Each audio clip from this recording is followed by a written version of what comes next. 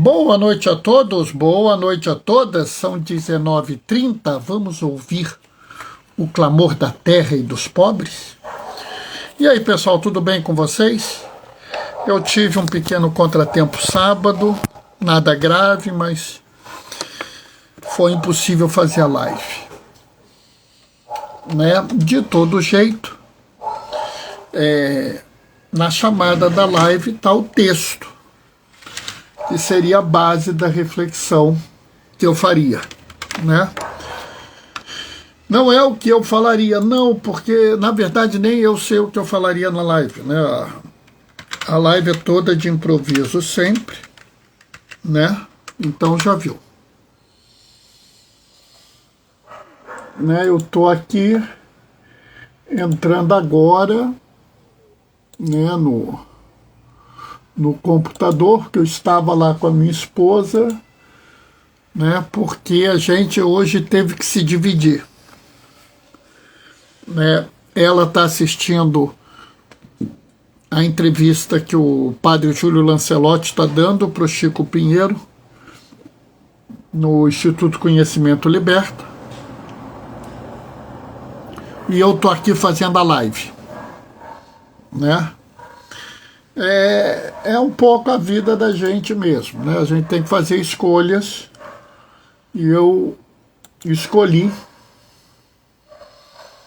fazer essa live com vocês aqui, né? Sabe, meio que é um compromisso meu fazer a live com vocês. Não é uma obrigação, né? Porque quando você fala obrigação, fica parecendo que é uma coisa forçada, uma coisa desagradável. Não, é um compromisso. Eu acredito muito na necessidade, no cuidado, né, na atividade de estar junto do povo de Deus, né?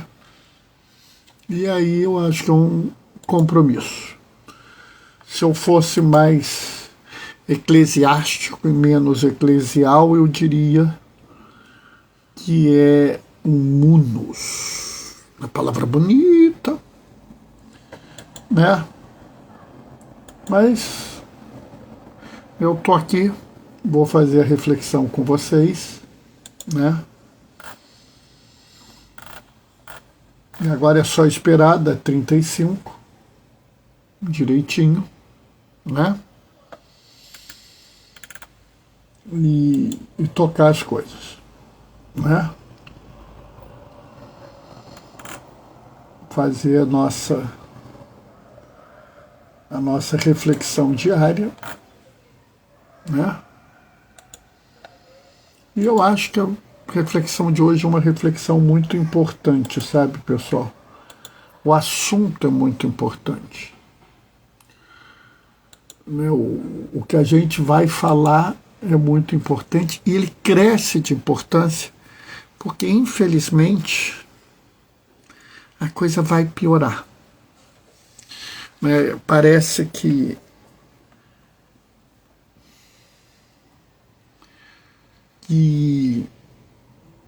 as pessoas estão caindo nessa história. Algumas estão caindo, outras fazem de propósito, mas a gente vai chegar. Vamos fazer a primeira leitura. Daqui a menos de 1 minuto a gente começa. E aí a gente vê, né? Eu estou olhando aqui, eu tô online, tudo direitinho, né? E aí é só esperar da 35, deu 35. E na hora que eu falei que deu 35, a Gracinha entrou. Boa noite, Gracinha, paz e bem. O Senhor esteja convosco, Ele está no meio de nós. Proclamação do Evangelho de Jesus Cristo, segundo Marcos. Naquele tempo, os mestres da lei, que tinham vindo de Jerusalém, diziam que ele estava possuído por Beelzebul, e que pelo príncipe dos demônios ele expulsava os demônios. Então Jesus os chamou e falou-lhes em parábolas: Como é que Satanás pode expulsar Satanás? Se um reino se divide contra si mesmo, ele não pode manter-se. Se uma família se divide contra si mesmo, ela não poderá manter-se. Assim, se Satanás se levanta contra si mesmo e se divide, ele não pode sobreviver, mas será destruído. Ninguém pode entrar na casa de um homem forte para roubar os seus bens sem antes o amarrar. Só depois poderá saquear a sua casa. Em verdade eu vos digo, tudo será perdoado aos homens, tanto os pecados como qualquer blasfêmia que tiverem dito. Mas quem blasfemar contra o Espírito Santo nunca será perdoado, mas será culpado de um pecado eterno. Jesus falou isso porque diziam, ele está possuído por um espírito mau. Palavra da salvação. Bom, esse pequeno pedaço do Evangelho tem algumas coisas importantes para a gente dizer. E muitas delas a gente já abordou de um jeito ou de outro. E eu digo mais, não só abordou como um jeito ou de outro, como aborda de vez em quando. Mas sabe, às vezes a gente tem que prestar atenção no que está acontecendo.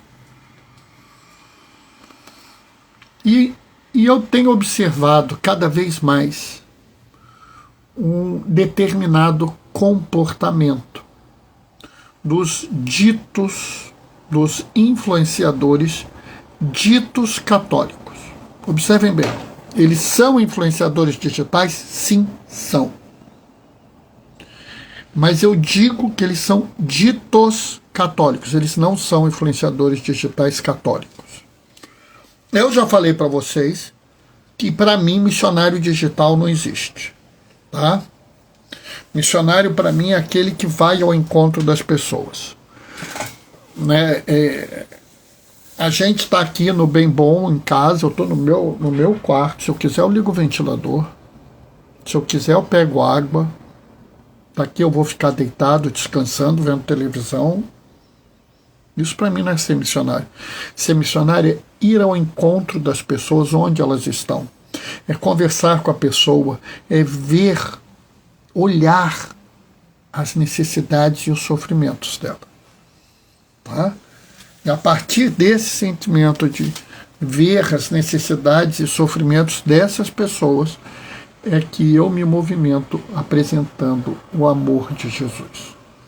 A maior parte desses missionários digitais, oi Marli, boa noite, paz e bem, são mais influenciadores digitais. Alguns até são bons. Agora, os influenciadores digitais católicos cada vez mais não são católicos. A quantidade de influenciadores digitais que se dizem católicos, mas não são, é uma grandeza. Mas, Bernardo, por que você está falando isso? Porque hoje, ontem e hoje, em 2 dias, eu vi 3 ou 4 episódios onde influenciadores digitais que se dizem católicos agiram como esses fariseus. Observem bem. Os mestres da lei que tinham vindo de Jerusalém. Observem bem. Jerusalém é a cidade santa dos israelenses. Para o povo judeu, naquela época de Jesus, então, não tinha discussão. O judeu achava que você precisava ir ao templo de Jerusalém, porque ali era o lugar correto de adorar ao Senhor. Era a referência. Então, os mestres da lei vindo de Jerusalém, eram o suprassumo dos mestres da lei. Eram aqueles que eram os melhores mestres da lei possíveis. Eram os mais fiéis à lei. E eles vão se encontrar com Jesus. Quando você ouve uma coisa dessa, a princípio você fica alegre. Que bom, essas pessoas estão seguindo o caminho do Senhor. Essas pessoas estão indo se encontrar com Jesus, indo fazer o seu encontro pessoal com o Salvador e eles estão no caminho bom. Não é o que você pensaria, eu pensaria assim. Sabe, às vezes eu acho que eu sou meio ingênuo nessas coisas. Oi, Helena, boa noite, paz e bem. Às vezes eu acho que eu sou bobinho. Porque quando eu vejo uma coisa dessas, eu tenho a impressão que está tudo bem. Oi, Gilmar, boa noite, paz e bem. Que é uma coisa boa.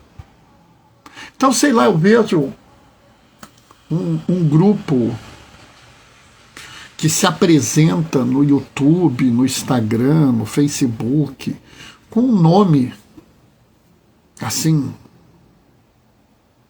bem religioso. E eu penso assim, que maravilha, ele vai me dar uma instrução boa.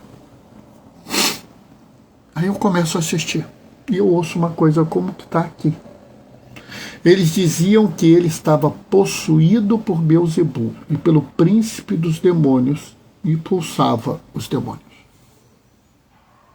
Vou dar um exemplo para vocês. Um certo grupo, que eu não vou falar o nome de propósito, porque eu não dou espaço para quem divulga mentira, para quem distorce as coisas, para quem está fazendo esse trabalho. Acusou o padre de uma paróquia de blasfêmia. Uma acusação grave. Uma acusação muito grave. Bom, vou ler lá porque que é blasfêmia, né? E eles diziam assim: teve no salão paroquial um culto de umbanda. Bom, primeiro, não é blasfêmia, tá? Não é blasfêmia porque isso não é ofender o nome de Deus, tá? Não é. Blasfêmia é você ofender o nome de Deus, é você odiar a Deus, é você se colocar, é você fazer uma piada com o divino. Então isso não é blasfêmia. E aí foi muito gozado, porque o bispo desta paróquia se apresenta defendendo o padre. E quando ele defende o padre, ele faz uma alusão muito interessante. Que alguns grupos estão se apresentando como os fariseus antigos, que se negavam a entender a novidade de Jesus. E é muito interessante porque Afonso Garcia Rubio, que é um teólogo muito bom, já falava que nós estávamos sofrendo com a tentação farisaica, ou seja, com o desejo das pessoas de colocar as regrinhas acima do amor, acima da própria mensagem de Jesus. Eu acho, inclusive, que o bispo leu esse texto de Afonso Garcia Rubio e se lembrou disso e fez essa crítica. E aí foi interessantíssimo, porque esse grupo que se diz católico houve um bispo que teoricamente é um sucessor dos apóstolos, e você faria o quê? Eu acredito que você se comportaria como o Padre Zezinho, né? Padre Zezinho escreveu uma música, um certo Galileu, e uns bons anos depois, algumas décadas depois, alguns bispos disseram: você não colocou a ressurreição. Padre Zezinho: eu sou um padre obediente. Mudou a música, acrescentou uma estrofe para incluir a ressurreição. Então, você ia pensar assim: bom, Se o bispo me corrigiu, o que eu vou fazer? Eu vou publicamente pedir desculpas. Né? O bispo me corrigiu num ponto certo, não é uma blasfêmia. Ah, Bernardo, pode ser sacrilégio? Não, não é sacrilégio, porque o salão paroquial não é um solo sagrado. Não é um lugar consagrado. É claro, se eu fosse dentro da igreja, talvez se pudesse discutir. No presbitério, óbvio que não poderia ser. Né? É que nem quando eu faço batismo. Normalmente tem lá pessoas para fotografar. Eu falo, olha, só não pode se apoiar no altar nem na mesa da palavra. O resto pode. Por quê? Porque se debruçar no altar ou na mesa da palavra é sacrilégio. Mas ali não havia nem sacrilégio nem blasfêmia. O bispo os corrigiu de forma justa. O que eles fazem? Reagem violentamente, agredindo verbalmente o bispo. Fazem um meme com o bispo. E citam sites cismáticos para falar mal do bispo. O que é isso? Se não fomentar a divisão dentro da igreja. Né? O Júlio Henrique entrou. Boa noite, ô Júlio Henrique, paz e bem. Observem bem. Essa é a postura que os fariseus fizeram aqui. Os mestres da lei vindo de Jerusalém, eles não vieram trazer algo que fosse unir, que fosse juntar. Eles foram lá para acusar Jesus de algo errado, para causar uma divisão no meio dos que seguiam Jesus. Como outro grupo acusou uma professora de uma universidade católica, uma universidade jesuíta, de ter feito um post elogiando uma coisa que debochava de Jesus. Sim, se está debochando de Jesus, é uma blasfêmia. E o post era feito de forma que dava a entender que a universidade jesuíta apoiava aquilo. Felipe Sato, opa, Felipe, já sei quem é, boa noite, paz e bem. Vejam que absurdo. Esses influenciadores ditos católicos colocam um vídeo que eu acho blasfemo. Por quê? Porque está fazendo uma chacota de Jesus. Então é uma blasfêmia. Diferente da festa, da cerimônia da Umbanda no salão paroquial. Ali não é blasfêmia, mas aqui é, porque você está fazendo uma piada, uma gozação que eu acho até de mau gosto a respeito de Jesus. Eu não estou falando detalhes, porque eu não quero que vocês vejam. Porque se vocês vão lá e veem, vocês vão dar engajamento, vão dar dinheiro para essas pessoas que estão indo contra a igreja. Por isso que eu não estou dando detalhes. Tá? É proposital. E aí eles falam assim, essa professora dessa universidade jesuíta pôs isso, dando a entender que a universidade jesuíta apoia aquilo. Ou seja, novamente, estão criando uma divisão. Porque a ordem jesuíta é uma ordem super importante na igreja. É uma ordem super comprometida com a evangelização. São homens e mulheres, ao que existem mulheres jesuítas, mas os homens jesuítas são pessoas super comprometidas. Há pouco tempo atrás, lá no México, né, a ordem jesuíta implorava para devolver o corpo de 2 padres jesuítas. E aí eu me perguntava por que foi isso. Eu fui ler. Um homem que não era paroquiano deles, não era da igreja deles, mas eles estavam ali fazendo aquele trabalho de se aproximar daquela comunidade e tal. Ele foi perseguido pelo cartel de drogas.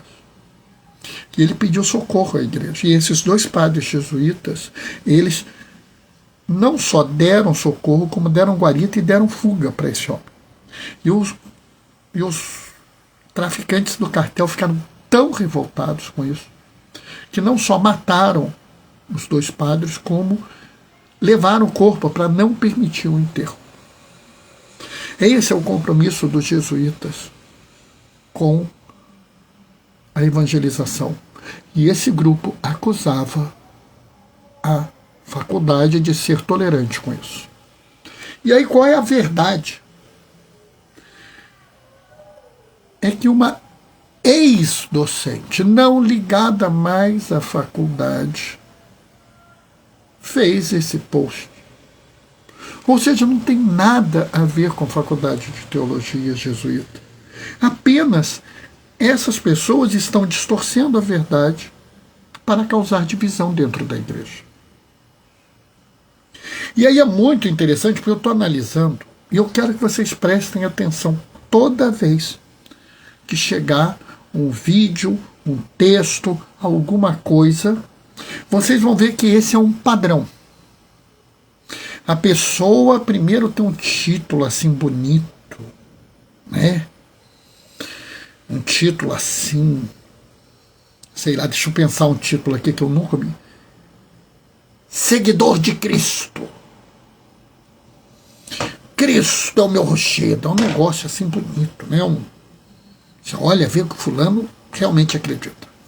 Depois ele vai falar de uma forma enfática, dizendo que foi um pecado, que foi um sacrilégio, que foi uma blasfêmia, que é um ataque à igreja, que quer destruir a igreja, que é um inimigo da igreja, que é um negócio condenado pelo Papa não sei qual. É sempre assim.